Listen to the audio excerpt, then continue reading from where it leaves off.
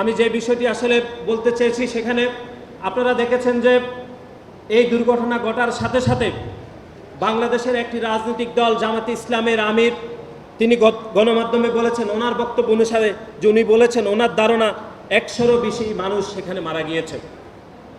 এই যে উনি বক্তব্য দিয়েছেন, আমরা তো আগে দেখেছি যে ছাত্র শিবিরের বিভিন্ন পর্যায়ের বট আইডি থেকে বিভিন্ন প্রোপাগান্ডা করে বাংলাদেশের মানুষকে বিভ্রান্ত করে, বাংলাদেশের সাধারণ মানুষকে বিভ্রান্ত করে। কিন্তু আপনি দেখেছেন এরকম একটি মূল সংগঠন অর্থাৎ মূল দলের কোনো শীর্ষ নেতৃত্ব এরকম প্রোপাগান্ডা করতে পারে, এরকম বিভ্রান্ত করতে পারে, এটি আমি আমার রাজনীতি জীবনে প্রথম দেখেছি।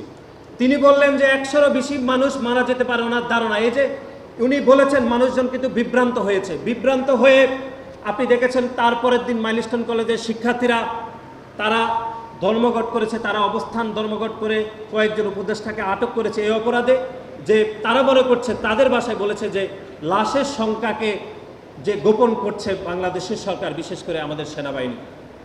এই যে এই প্রোপাগান্ডাটা কে করলো? এই প্রোপাগান্ডার শুরুতে প্রোপাগান্ডা করেছে জামাতে ইসলামের আমির। তিনি বলেছেন যে 100-রও বেশি মানুষ মারা গিয়েছে। এইরকম প্রোপাগান্ডা করে কোমলমতি শিক্ষার্থীদেরকে বিভ্রান্ত করছে, বাংলাদেশের মানুষকে বিভ্রান্ত করছে, আমাদের সেনাবাহিনীকে নিয়ে তারা মিথ্যাচার করেছেন। আমরা আজকের এই আয়োজন থেকে আমরা বলতে চাই, আমাদের সেনাবাহিনী সহ আমাদের নৌবাহিনী, আমাদের বিমান বাহিনীর উপর আমাদের পূর্ণ আস্থা এবং বিশ্বাস রয়েছে। তারা যে সংখ্যাটি বলেছে সেই সংখ্যার উপর আমাদের পূর্ণ আস্থা রয়েছে। এখানে লোকচুরির কোনো কিছুই নেই। যতজন শিক্ষার্থী, কোমলমতি শিক্ষার্থী শহীদ হয়েছেন তাদের সংখ্যা কোনোভাবে লুকানোর কোনো সম্ভাবনা নেই, এটি কোনোভাবে সম্ভবই নয়। কারণ প্রতিটি অভিভাবক, স্কুলের সামাজিক যোগাযোগ মাধ্যম এবং সাংবাদিকদের দ্বারাই কিন্তু তারা যোগাযোগ মেনটেন করে। সুতরাং একজন কোমলমতি শিক্ষার্থীর লাশের সংখ্যাও যদি আপনি কমিয়ে বলেন তাহলে সেটি কিন্তু চিহ্নিত করা যাবে। সুতরাং এই প্রোপাগান্ডার মূল নায়ক হচ্ছেন জামাতে ইসলামের আমির। এই যে প্রোপাগান্ডা করে কালকে সারাদিন সচিবালয়ে এবং মাইলস্টোন কলেজে যত মব তৈরি হয়েছে তার পূর্ণ দায়ভার জামাতে ইসলামের আমিরকে নিতে হবে বলে আমরা মনে করি।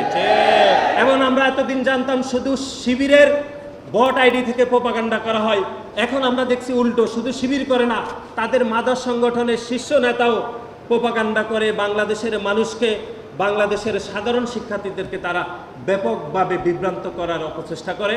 সেই জন্য আপনাদের সকলকে এ বিষয়ে সজাগ থাকার আমরা উদাত্ত আহ্বান জানাচ্ছি।